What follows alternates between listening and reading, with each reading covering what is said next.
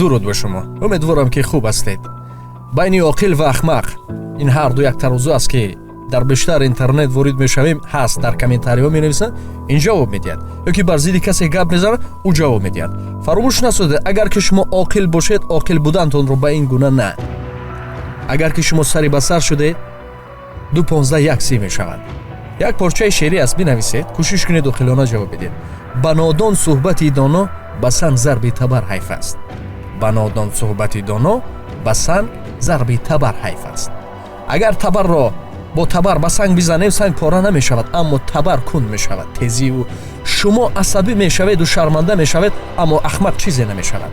фаромӯш насозед, ҳар куҷо дарахти пур аз мева аст, сараш хам аст. дарахти бемева сар боло дорад. ҳар куҷо қуттии холӣ аз садои баланд дорад. ин гуна ман идома хоҳам дод, аммо нуқта бас аст.